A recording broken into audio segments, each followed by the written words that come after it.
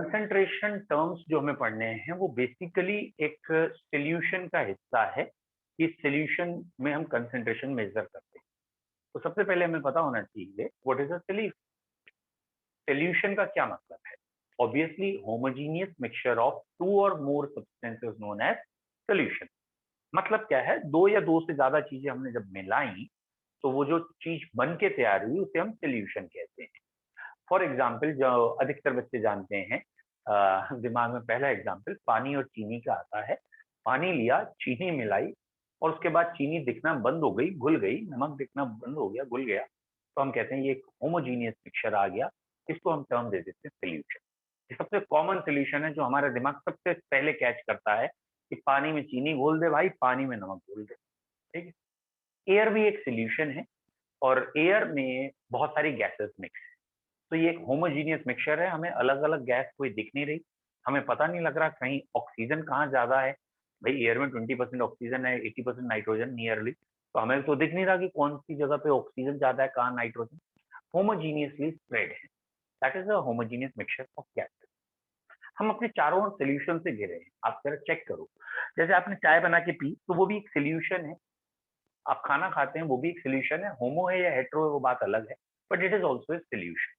मतलब मिक्सचर है, प्योर चीजें नहीं है। ठीक है, प्योर का मतलब समझते होगे ना। तो एक वर्ड है प्योर और एक है मिक्सचर। प्योर में कंपाउंड या एलिमेंट आता है और मिक्सचर में जब होमोजीनियस यानी you can't identify between solute and solvent and हर तरफ कंसेंट्रेशन एक जैसी हो तो वो होमोजीनियस मिक्सचर। तो पहला वर्ड अब इस चैप्टर में जो आएगा या यहाँ पे ये वर्ड है हमारा, दैट इज सोल्यूशन।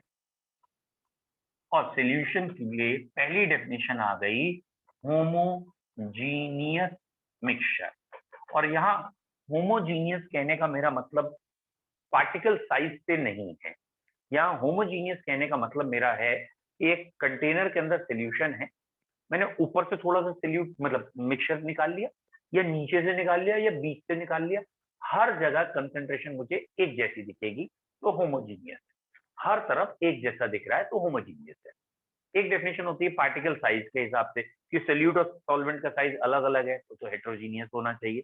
लेकिन अभी हम बात कर रहे हैं मिक्सचर बन गया है, जैसे पानी और चीनी का मिक्सचर है, होमोजीनियस मिक्सचर। अब इस मिक्सचर में सबसे पहले ये दो टर्म आएंगे, one is solute, one is solvent, और इन दोनों का जो कॉम्बिनेशन है दैट इज सोल्यूशन। तो ये अधिकतर बच्चे जानते हैं सोल्यूट किसे कहते हैं और सॉल्वेंट किसे कहते हैं।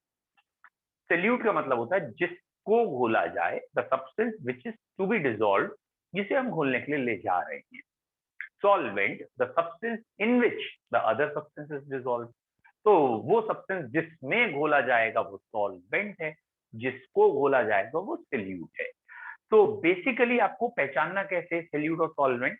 जनरली जो ज्यादा होता है वो सॉल्वेंट होता है। Generally the substance which is present in more quantity is solvent. दूसरा तरीका होता है पहचानने का, जो बेस्ट तरीका है, कि सॉल्वेंट का मतलब है इसके अंदर कोई आके घुलेगा, इसके अंदर कोई आके घुलेगा, ये अपनी फिजिकल स्टेट चेंज नहीं करता। सोल्यूशन की जो फिजिकल स्टेट होती है वो सॉल्वेंट वाली होती है। सोल्यूट बाहर से आया है, वो सॉल्वेंट की फिजिकल स्टेट में आके घुलता है। समझ रहे हो पॉइंट क्या कह रहा हूं? तो आपको क्या ध्यान रखना है, सॉल्वेंट एक सिंपल भाषा में जो ज्यादा है वो होता है, दूसरी भाषा में जो सोल्यूशन की फिजिकल स्टेट को गवर्न करता है, डिसाइड करता है, वो सॉल्वेंट होता है। मतलब क्या है, जरा एक सरल एग्जांपल से सोचिए। एक सॉलिड है और एक लिक्विड है, इन्हें मिला रहे हैं। ये क्वेश्चन अधिकतर बच्चे मनमर्जी से आंसर करते हैं। एक सॉलिड और एक लिक्विड मिला रहे हैं, कौन सा सॉल्वेंट होगा? तो लाइव क्लास में मतलब जब आप आमने सामने होते हैं ऑफलाइन में, मैक्सिमम बच्चे मुझे कहते हुए दिखते हैं कि वो जो लिक्विड है ना वो सॉल्वेंट है। मैं कहता हूँ क्यों भाई? कहते पानी में चीनी घोलिए ना। तो कहते तुम यार चीनी और नमक ही घोलते रहते हो, और भी देख लो, ओआरएस के आगे भी दुनिया है। तो यहाँ सॉल्वेंट कौन है भैया? पहले सोल्यूशन बनने दो, सोल्यूशन की फिजिकल स्टेट देख लेना, वहां से सॉल्वेंट डिसाइड होगा। जैसे मैं आपसे सरल एग्जांपल में बात करूं, इसी को रोज घर में डो बनता है, आटा गूंदा जाता है, तो वो जो डो बनाया जाता है रोटी बनाने के लिए आटे और पानी का मिक्सचर। तो एक सरल भाषा, पानी में आटा घोल रही है तू या आटे में पानी घोल रही है? एक और आया KMnO4 बना ले तू। भाई एक सरल भाषा में रहते अभी, ये KMnO4 लेके मत आ जा भी, हैं? इतने बड़े-बड़े केमिकल, ए के साथ एम, उसके साथ एन और ओ, वो भी 4-4। भैया क्यों हमारी जान लेने में तुले समय आए? KMnO4 कहाँ से आ गया यहाँ पे? तो भैया आटे और पानी का जो मिक्सचर है ना, तो वहां आटा जो है डेफिनेटली वो सॉल्वेंट है। वेरी गुड बेटा, आटा सॉल्वेंट है। क्यों? क्योंकि बाद में जो सोल्यूशन बना वो सॉलिड बनता है। आटे और पानी का जो डॉ है वो सॉलिड है, तो आटा सॉलिड है, पानी सोल्यूट हो गया। सॉलिड और लिक्विड में तो वाटर हो गया यहाँ सोल्यूट।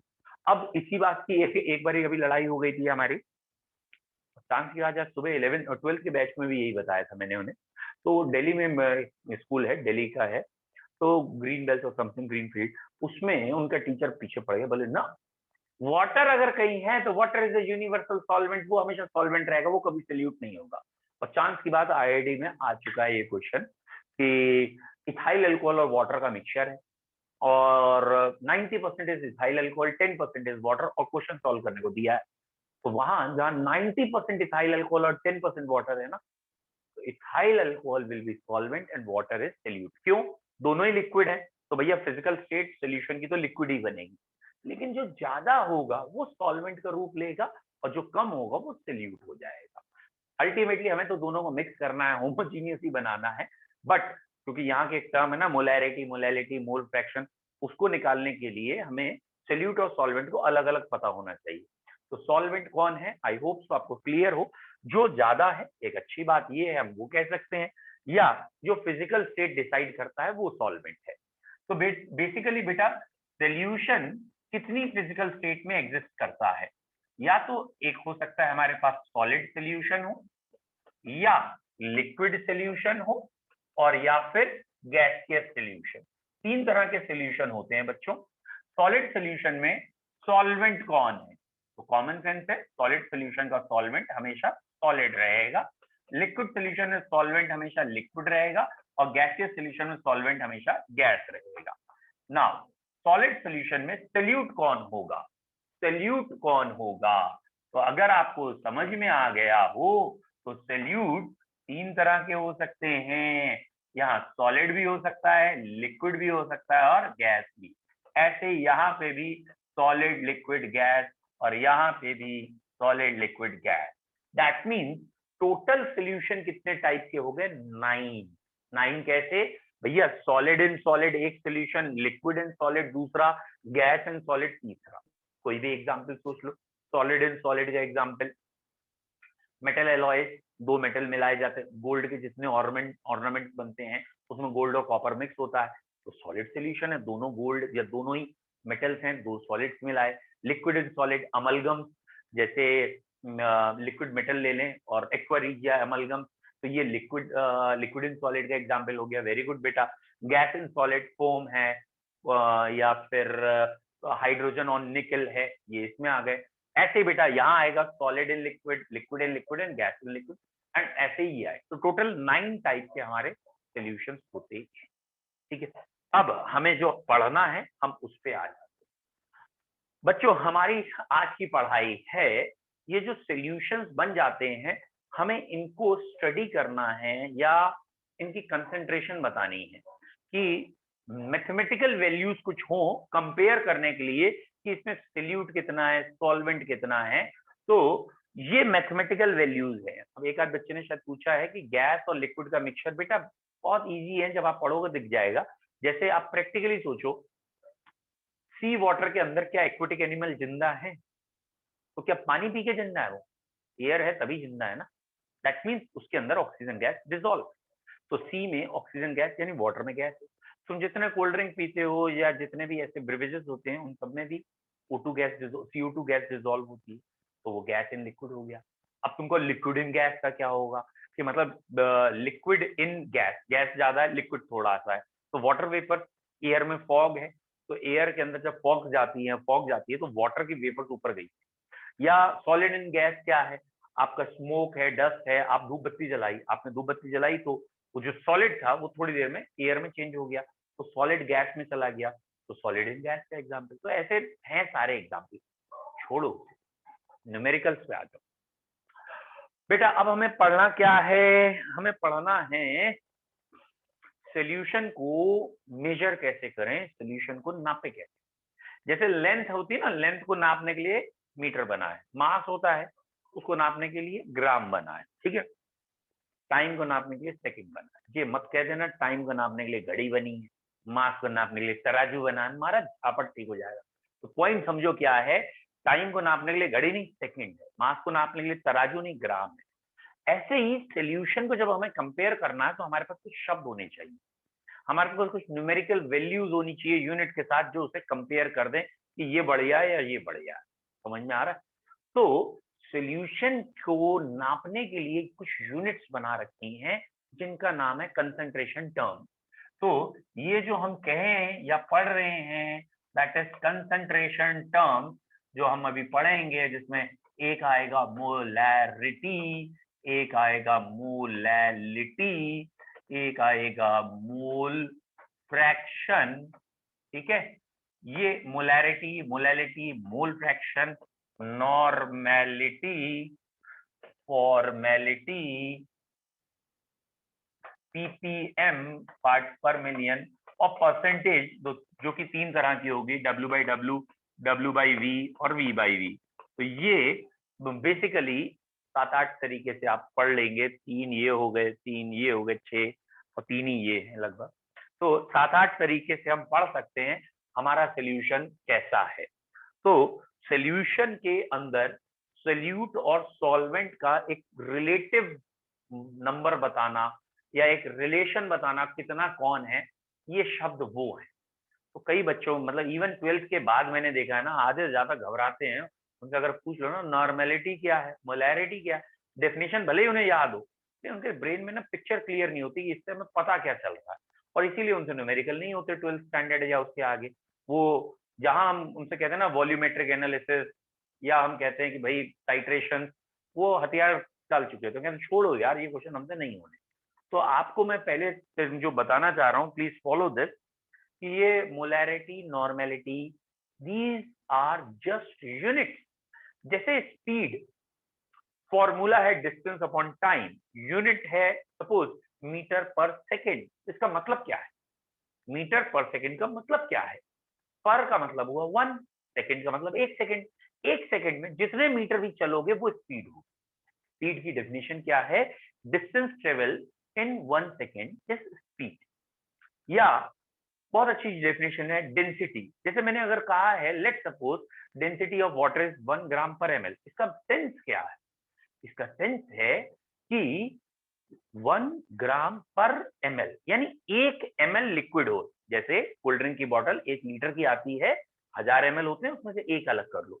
1 ml अगर लिक्विड हो, ब्रेन में पिक्चर चलनी चाहिए, 1 ml अगर लिक्विड है तो उसका मास निकाल लिया, और उसका जो भी मास आएगा वो डेंसिटी होगी। तो डेंसिटी की एक तो है rectification, what is density, mass by volume is density. What is the sense of density, the sense of density is it is the mass of 1 ml, mass in gram of 1 ml of that liquid. एक liquid के 1 ml का जो मास आएगा मैं उसे density कहूंगा।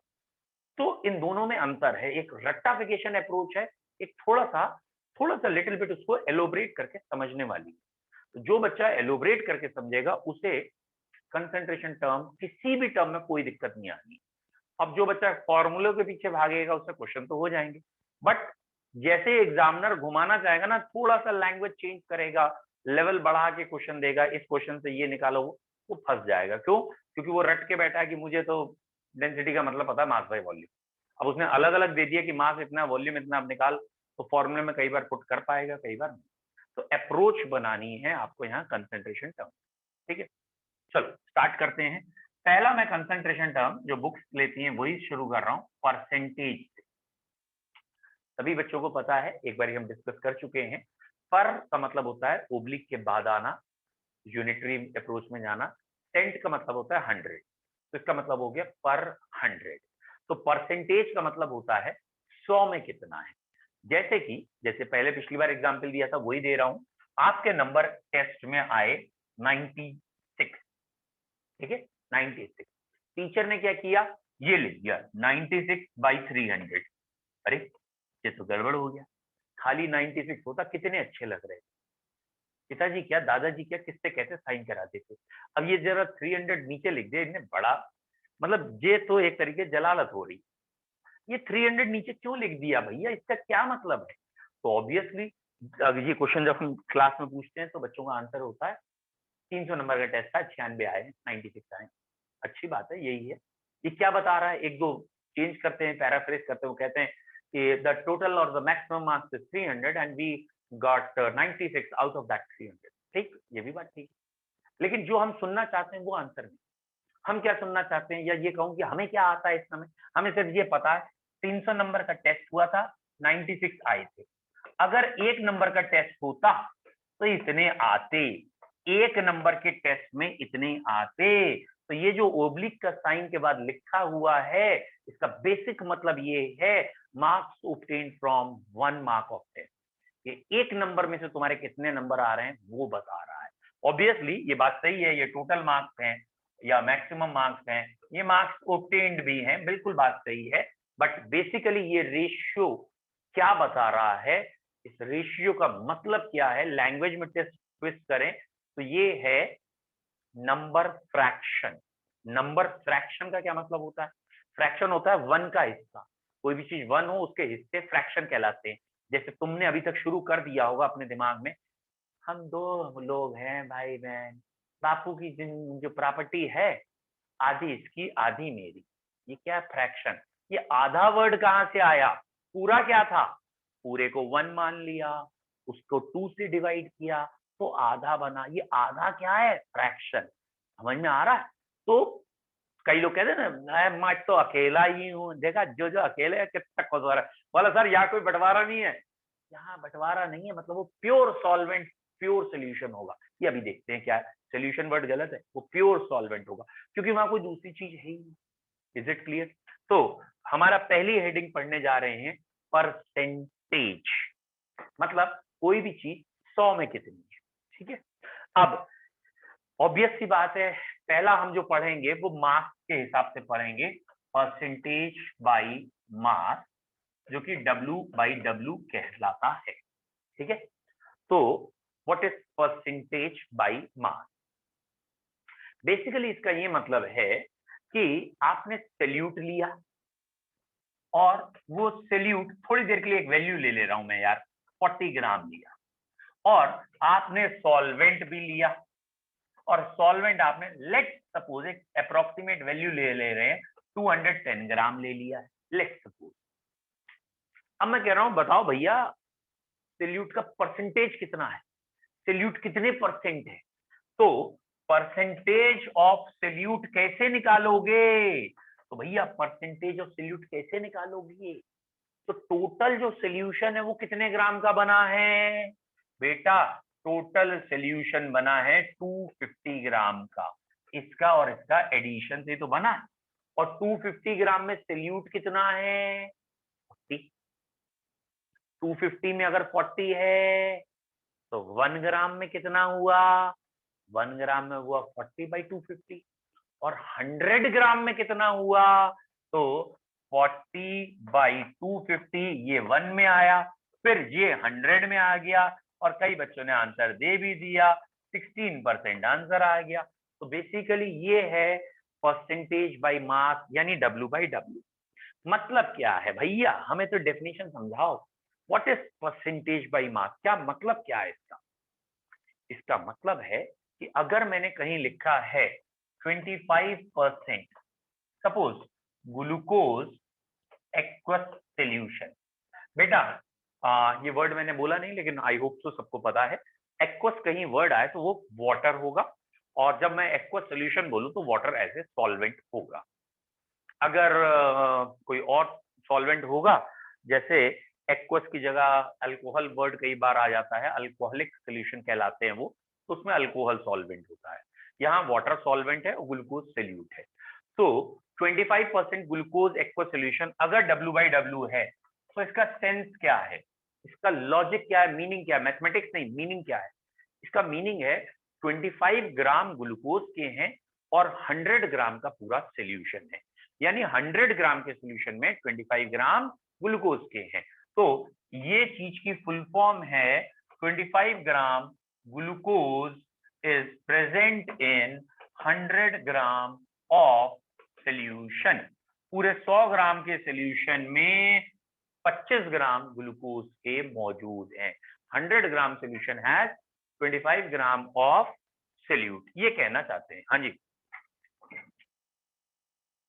ठीक है, 100 gram solution has 25 gram of solute, ये कहना चाहते हैं, या ग्लूकोज। बोलो, समझ में आया? वेट परसेंट का फॉर्मूला क्या हुआ, या परसेंटेज बाई मास का फॉर्मूला क्या हुआ? जिसका भी परसेंटेज निकालना है उसका मास न्यूमरेटर में, total mass of solution denominator में, इनटू 100। तो बच्चों ये अगर आप याद कर रहे हैं तो ऑब्वियसली आप फॉर्मूला रट रहे हैं कि m1 upon m1 plus m2 into 100 is formula, into 100 is this is percentage, और ऑब्वियसली m1 का परसेंटेज निकल के आएगा और m2 का परसेंटेज 100 में से माइनस कर लीजिए m1, वो हो जाए। बोलिए बच्चों, परसेंटेज बाई मास में W बाई W का मतलब क्लियर है? ये ऊपर जो है ये W में है और ये जो नीचे है ये भी W में है, दोनों चीजें W यानी मास में है, इसलिए इस यूनिट को W बाई W कहा जाता है। तो what is percentage by mass? Percentage by mass की डेफिनेशन क्या हुई बच्चों? It is mass of solute या mass of component which is present in 100 gram of solution. Percentage of mass की डेफिनेशन क्या हो गई? It is mass of component which is present in 100 gram of solution. देखिए बेटा, कोई भी हम डेफिनेशन पढ़ेंगे तो कोशिश करेंगे उसमें 4 या 5 पॉइंट आ जाए। जैसे परसेंटेज बाई मास अभी हमने पढ़ा, परसेंटेज बाई मास, जैसे हमने W बाई W लिख लिया, तो इसमें पहला पॉइंट हमने लिख लिया इसकी अंग्रेजी में डेफिनेशन क्या है? It is mass of component, it is mass of component present in 100 gram of solution. तो एक बात तो ये आ गई, ये होगी डेफिनेशन। सेकेंड पॉइंट आ गया मैथमेटिकल अप्रोच। तो लेट, मतलब मैं लिख नहीं रहा हूं, ये आपको मालूम है, let solute is capital M या small m, solvent is capital M। तो परसेंटेज ऑफ सोल्यूट अगर निकाल रहे हैं तो मैंने ये लिख दिया W1, ये सोल्यूट को W1 कह दिया है, W2 सॉल्वेंट को कहा है, इनटू 100। ये आ गया सेकंड पॉइंट, जिसका एब्रीविएशन या हम कह सकते हैं मैथमेटिकल अप्रोच ये है। थर्ड थिंग, और क्या हम इसमें बता सकते हैं? थर्ड थिंग, हमने कहा भाई इसकी यूनिट बताओ, तो आप कह सकते हैं it is unit less term, because ये भी मास है ये भी मास है, दोनों मास हट गए तो यूनिट नहीं आएगी। फोर्थ थिंग, क्या ये टेम्परेचर डिपेंडेंट है? क्या जैसे हमने एक सोल्यूशन बनाया, जैसे दाल बनाई, ठीक है, दाल, और वो दाल जो है रात में गरम गरम खाने के बाद हमने फ्रिज में रख दी, सुबह जब वो दाल निकाली तो थोड़ी गाढ़ी हो गई या ठंडी हो गई, तो क्या परसेंटेज रात वाली दाल और सुबह वाली दाल में अलग अलग है, या कम है या ज्यादा? कब परसेंटेज ज्यादा होगी, रात वाली दाल में मतलब गर्म दाल में या ठंडी दाल में यार? तो इसका आंसर क्या है? जो परसेंटेज अभी हम पढ़ रहे हैं, वेरी गुड, जो परसेंटेज अभी हम पढ़ रहे हैं वो W बाई W है, यानी उसमें सिर्फ मास आ रहा है, न्यूमरेटर में भी डिनोमिनेटर में, वॉल्यूम तो आ ही नहीं रहा। और कूलिंग करने से या टेम्परेचर बदलने से volume will change, not the mass. Volume बदल जाता है, मास नहीं बदलता। तो यहाँ का मास तो भैया सेम ही रहेगा। तो ये टेम्परेचर इंडिपेंडेंट है, यानी वो फंसाने के लिए क्वेश्चन ऐसे देते हैं कि 25 डिग्री सेंटीग्रेड पे एक सोल्यूशन बनाया, उसका W बाई W इतना है, बताओ अगर टेम्परेचर 20 डिग्री सेंटीग्रेड और बढ़ा दें यानी 45 कर दें, अब परसेंटेज पहले से ज्यादा होगा कम होगा वही होगा, वही रहेगा। तो ये चौथा पॉइंट हो गया टेम्परेचर डिपेंडेंसी, और इसका आंसर हो गया इट इज नॉट डिपेंडेंट और it is independent of temperature as it do not contain volume term, क्योंकि यहाँ वॉल्यूम टर्म नहीं है, इसलिए and it has only mass term which are independent on temperature. Next in fifth, कोई एक example बोल सकते हैं, ठीक है, जैसे हमने ये लिख दिया है 20% W बाई W यूरिया या ग्लूकोज कोई भी एक्वस सॉल्यूशन, और फिर इसकी फुल फॉर्म लिख दी। और फुल फॉर्म में ये पहला वाला W बता रहा है न्यूमरेटर को, दूसरा वाला W बता रहा है डिनोमिनेटर, यानी मैथमेटिकल में डिनोमिनेटर को जो सॉल्यूशन था। तो हम कह सकते हैं 20 ग्राम ऑफ सॉल्यूट, W का मतलब ग्राम था, 20 gram of solute present in 100 gram of solution. तो जैसे ही हम ये लिखेंगे ना, 20 gram of solute present in 100 gram solution, 20 gram of solute, solute का नाम पता है urea, present in 100 gram solution. Obviously हमारे दिमाग में शायद अगला पॉइंट अपने आप क्लिक कर जाएगा कि भैया 20 ग्राम यूरिया प्रेजेंट विद 80 ग्राम पानी, पानी पानी। बोलो क्लियर है, बोलो समझ में आया? क्यों क्लिक कर जाएगा? क्योंकि दोनों मास हैं, they are simply additive in nature, masses जोड़े जा सकते हैं। तो 100 ग्राम में 20 ग्राम सॉल्यूट है तो 80 ग्राम सॉल्वेंट। Very good. तो ये हो गया हमारा पहला percentage by mass W/W। Percentage by mass W/W के 5 पॉइंट्स हो गए। क्या किसी बच्चे को परसेंटेज बाय मास W/W में कोई डाउट है तो पूछो, नहीं डाउट है तो 1 टाइप करो, आगे बढ़े। Very good. Nupur clear, Divyanka clear, सम्यक क्लियर, पलाश क्लियर, आशुतोष चौधरी क्लियर, अन्य, आस्था, प्रांजल क्लियर, गुड। एंड खुशबू, एक बच्चा कुछ निकल गया, नाम रह गया, ठीक है। चलिए, कितने बच्चों को तो समझ में आ गया, ठीक है, उत्तर ठीक ही।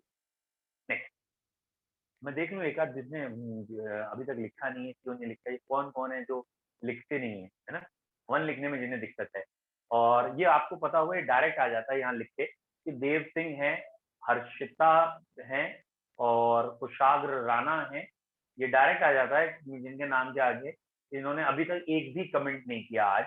और एक शायद अभी किया होगा सारांश, इन्होंने आज एक ही किया है, समय ने आज 5 कमेंट कर दिए हैं, राशिका ने 5 कर दिए हैं और प्रगति ने 2 कर दिए हैं। तो ये सारा नंबर आता है बेटा, डाटा हमारे पास आ ही रहा है। ये जैसे आस्था ने 1 किया है, अदिति ने 1 ही कमेंट किया है, आन्या ने 1 ही कमेंट किया। तो बेटा जरा ध्यान रखिए, बता दिया करिए क्यों नहीं बोलना चाह रहे, ठीक है। क्योंकि अगर आप क्लास अटेंड कर रहे हैं और समझ में आ रहा है, आप लाइव सेशन एंजॉय कर रहे हैं, समझ में आ रहा है, तो आपको लिखना चाहिए। हाँ, अगर आप इसके साथ 2 काम और कर रहे हैं, मतलब फ्रंट में तो मैं चल रहा हूँ, पर्ची तो मेरे नाम की फट रही है और वहां पे बिल किसी और को पेमेंट हो रहा है, मतलब कोई पबजी खेल रहा है, कोई और कुछ खेल रहा है, भाई ये तो गलत है भाई, है ना, बिल मेरे नाम का जा रहा है, तो गलत बात।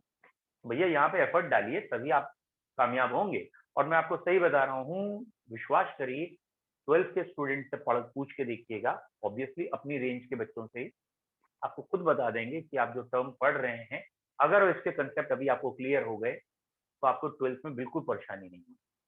तो पहला हो गया परसेंटेज बाय मास। दूसरा है बच्चे परसेंटेज बाय वॉल्यूम। भैया इसे B/B लिख दिया। तो कई बच्चे तो समझदार हैं, शायद खुद भी समझ गए होंगे, जहां जहां W था वहां वहां अब V है। V कहने का मतलब वॉल्यूम, W को ग्राम में बोलते थे तो V को ml में बोलेंगे। It is amount of component in ml present in 100 ml solution. पहला भी ml में है, दूसरा भी ml में, फॉर्मूले में याद है न्यूमरेटर डिनोमिनेटर, न्यूमरेटर भी ml में है, डिनोमिनेटर भी ml में है, तभी तो V/V है। तो it is volume of component in ml present in 100 ml। Obviously अगर ऊपर लीटर का है तो नीचे भी लीटर का होगा। तो व्हाट इज V/V? तो इट इज, वहां मास था, यहाँ वॉल्यूम कहेंगे, वॉल्यूम ऑफ, जनरली सॉल्यूट होता है तो मैंने सॉल्यूट ही लिख दिया, ठीक है। Volume of solute in ml present in 100 ml of solution. 100 ml solution में कितने ml है, ठीक है। तो volume of component ml present in 100 ml solution. Mathematical कैसे आएगा, ठीक है, परसेंटेज V/V, ठीक है, ऑफ सॉल्यूट अगर आप निकाल रहे हैं तो न्यूमरेटर में आ गया वॉल्यूम ऑफ सॉल्यूट, ठीक है, इसे थोड़ी देर के लिए V1 लिख लिया, ठीक है, डिनोमिनेटर में V1 प्लस V2 लिख लिया, मल्टीप्लाइड बाई 100। कौन इसे बार बार करे, तो मैंने डायरेक्ट ऐसे लिख लिया है। तो जहां m था वहां की जगह V आ गया। तो ये हमारा पहला पॉइंट होता है, डिफाइन वो हो गया, ये हमारा दूसरा पॉइंट होता है, मैथमेटिकल अप्रोच वो हो गया।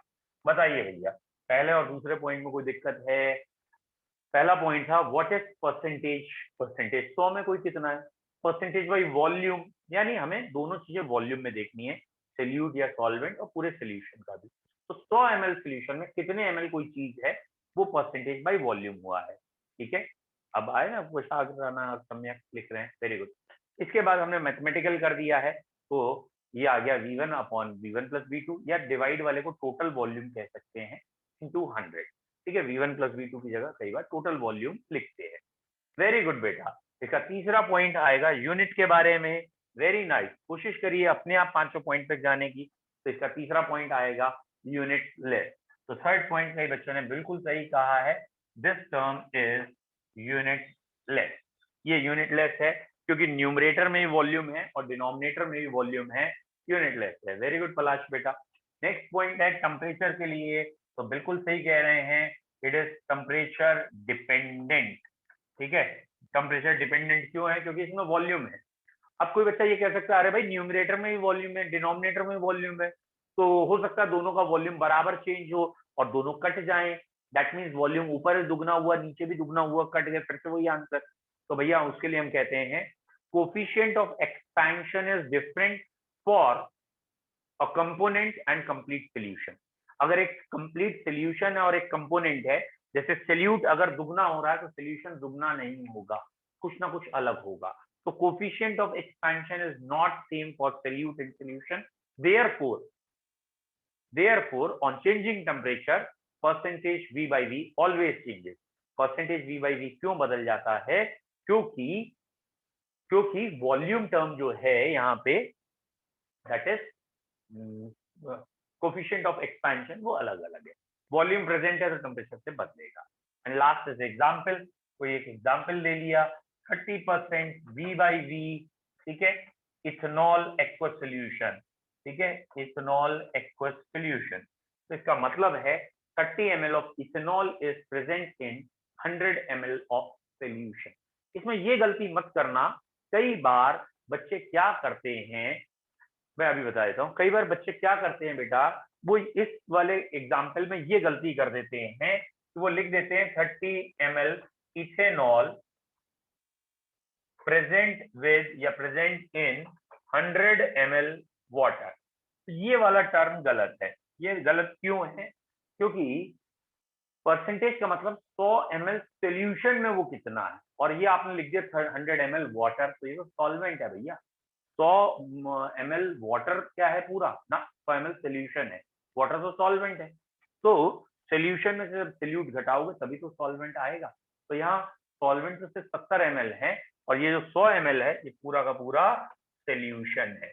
तो बस यहाँ यही एक सिली मिस्टेक्स होती हैं जो बार बार आपको सिखाया जाएगा अभी, कि यार यहाँ पे सॉल्वेंट लगाना था, यहाँ सोल्यूशन लगाना था, और यही सिली मिस्टेक यूजुअली टीचर्स कराते हैं, तो बच्चे फंस जाते हैं। तो एक बच्चे ने अभी पूछा था कोफिशिएंट ऑफ एक्सपेंशन क्या होता है, या आगे पढ़ेंगे। बेटा कोफिशिएंट ऑफ एक्सपेंशन का बेसिकली मतलब क्या है, कि हमने 1 डिग्री टेम्परेचर बढ़ाया, तो 1 डिग्री टेम्परेचर बढ़ाने पे वॉल्यूम कितना बढ़ गया, या 1 डिग्री टेम्परेचर चेंज करने पे वॉल्यूम में कितना चेंज होता है, वो उसका एक्सपेंशन कोफिशिएंट आप मान लीजिए। और ऑब्वियसली सोल्यूट अगर अकेला है और पूरा सोल्यूशन है, तो दोनों का कोफिशिएंट ऑफ एक्सपेंशन सेम नहीं होगा। ठीक है भाई, ग्लूकोज में 1 डिग्री टेम्परेचर चेंज करते हैं तो वॉल्यूम देख रहे हो, वाटर में 1 डिग्री टेम्परेचर चेंज करते हैं तो देख रहे हैं, तो दोनों का अलग अलग आएगा। तो कोफिशिएंट ऑफ एक्सपेंशन का बेसिकली मतलब है सेम टेम्परेचर चेंज करने पे वॉल्यूम चेंज। हाँ भैया, दो हमने पढ़ लिए, एक पढ़ लिया परसेंटेज W बाई W, दूसरा पढ़ लिया percentage W by V, sorry V by V, sorry दूसरा पढ़ा हमने V बाई V। क्या पहले दोनों में किसी को कोई दिक्कत है तो पूछे, क्या पहले दो में कोई दिक्कत है, नहीं है? तीसरा पढ़ते हैं फिर। Very good. तो बेटा तीसरा है percentage V by sorry W by, ठीक है, उसको हम बोल देते हैं परसेंटेज मास बाई वॉल्यूम। तीसरे वाले को हम कह रहे हैं परसेंटेज मास बाई वॉल्यूम, यानी W बाई V। क्योंकि मैंने पहले दो आपको समझाए हैं, तो क्या आप सोच सकते हैं W/V कहने का क्या मतलब है? न्यूमरेटर की जो भी क्वांटिटी है उसका मास लेना है, डिनोमिनेटर की जो क्वांटिटी है उसका वॉल्यूम लेना है। न्यूमरेटर में जनरली सॉल्यूट होता है, डिनोमिनेटर में पूरा सॉल्यूशन होता है। दैट मीन्स यहाँ ऑलमोस्ट डेंसिटी वाली चीज है, बस थोड़ा सा अंतर है। वेरी गुड पलाश, पलाश वेरी गुड। तो बेसिकली ये क्या है? It is the mass of solute in gram which is present in 100 ml of solution। तो बेसिकली इसकी डेफिनेशन क्या आ गई? इट इज, solute के लिए ही होता है अधिकतर, it is mass of solute in gram present in 100 ml of solution। ठीक है, 100 ml सोल्यूशन में कितने ग्राम सोल्यूट है। और अगर बेटा मैं इसे मैथमेटिकली लिखना चाहूंगा तो ऐसे लिखेंगे, परसेंटेज W/V, न्यूमरेटर में मास ऑफ सोल्यूट, बस ध्यान से डिनोमिनेटर में वॉल्यूम ऑफ पूरा सोल्यूशन रखिएगा और मल्टीप्लाई में 100। तो ये आएगा परसेंटेज W/V। अब क्वेश्चन आया यूनिट, बिल्कुल इसकी यूनिट है, इट हैज यूनिट। अब भैया यूनिट है तो यूनिट बताओ ना यार। तो इसकी यूनिट ग्राम पर ml होगी, इट्स यूनिट इज ग्राम पर ml। ये थोड़ी कहोगे पिछले वाले में तो कह दिया यूनिटलेस, अब बोले हाँ यूनिट है, तो दोबारा एग्जामिनर पूछे क्या है यूनिट, तो इट्स यूनिट इज ग्राम पर ml। एंड हाँ बेटा 99.9% सल्यूट के लिए ही होता है, इसलिए आप बेफिक्र रहें। एक बच्चे ने कहा है टेम्परेचर इंडिपेंडेंट, नहीं बेटा आपने ध्यान से देखा नहीं, ये नीचे जो लिखा है टर्म V है, तो V का मतलब वॉल्यूम है। यस, टेम्परेचर डिपेंडेंट कहता है, तो ये टेम्परेचर बदलने से बदलेगा भाई, मास तो नहीं बदलेगा लेकिन वॉल्यूम तो बदल जाएगा ना, और वॉल्यूम अगर बदलेगा तो ये पूरी कैलकुलेशन चेंज हो जाएगी। That mean it is dependent on temperature. तो ये क्वांटिटी टेम्परेचर पे डिपेंड कर रही है। पिछली दोनों नहीं सॉरी, खाली W/W टेम्परेचर डिपेंड नहीं कर रहा था, V/V भी कर रहा था, और ये भी टेम्परेचर पे कर रहा है as it has volume term. तो dependent on temperature as it has volume term, क्योंकि इसमें वॉल्यूम टर्म है। लास्ट कोई एग्जाम्पल, जैसे आपसे कह दिया 25% W/V, ठीक है, ग्लूकोज एक्वस सोल्यूशन, तो 25 gram of glucose present in 100 ml solution, और सॉल्वेंट वाटर है।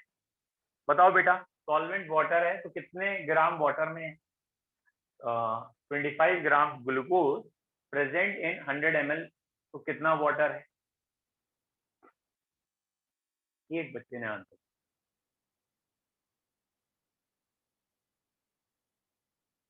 बच्चों यहाँ कई बच्चे समझ गए इसका मतलब, वेरी गुड बेटा। यहाँ हम वाटर का अमाउंट, कितना अमाउंट वाटर है डायरेक्ट नहीं बता, क्यों? क्योंकि ये वाला वर्ड है ml और ये वाला वर्ड है ग्राम, तो ml में से ग्राम हम डायरेक्ट माइनस नहीं कर सकते। और ये सोल्यूशन है तो सोल्यूशन की डेंसिटी 1 नहीं होती, अगर प्योर वाटर होता तो उसकी डेंसिटी 1 हो सकती थी, सोल्यूशन की डेंसिटी 1 नहीं होती ना। तो यहाँ पे हम पहले इसको मल्टीप्लाई करेंगे डी से, D for density of solution. Density से मल्टीप्लाई करने पे ये मास ऑफ सोल्यूशन बनेगा, और फिर मास ऑफ सोल्यूशन में से ये वाला माइनस करेंगे, तब कहीं जाके मास ऑफ सॉल्वेंट आएगा। यानी यहाँ वाटर का मास डायरेक्ट नहीं। ये बहुत बड़ी मिस्टेक होती है बच्चों से। वो क्या करते हैं, हम उनसे कहते हैं 25 ग्राम ग्लूकोज 100 ml सोल्यूशन में है, तो बताओ कितने ग्राम वाटर है? तो कहते हैं 100 में से 25 गया 75 ग्राम वाटर। अरे बेटा ml में से ग्राम थोड़ी घटा देगा, कॉमन सेंस की बात करो, जब यूनिट सेम होती है तभी माइनस होता है ना। आपसे हम ये थोड़ी कह सकते हैं कि लेट सपोज 20 ml सेब लिया और उसमें से 2 किलोग्राम इसे दे देना। अबे 20 ml सेब तो सॉलिड है ना, तो यूनिट जब सेम होंगी तभी माइनस प्लस होता है, अदरवाइज नहीं होता। तो यहाँ ये ml है, ये ग्राम है, कैसे माइनस कर, तो इसको भी ग्राम बनाएंगे। तो डेंसिटी का फॉर्मूला है मास बाय वॉल्यूम, यानी मास का फॉर्मूला आ गया वॉल्यूम इनटू डेंसिटी। ये वॉल्यूम है, ये डेंसिटी, मल्टीप्लाई कर दिया तो मास आया, लेकिन ये मास सोल्यूशन का आया, उसमें से सोल्यूट घटाएंगे तो सॉल्वेंट आएगा। ठीक है, बोलो बच्चों, क्या आपको परसेंटेज तीनों क्लियर हैं? Mass by volume and volume by volume. ठीक है, चलिए कल से हम इसी को आगे एलोबरेट करेंगे, सोल्यूशन टर्म्स को। ठीक है, ओके, इतने को ही आज। Thank you, Thank you, sir. sir. Thank you, sir. Thank you, sir. Okay.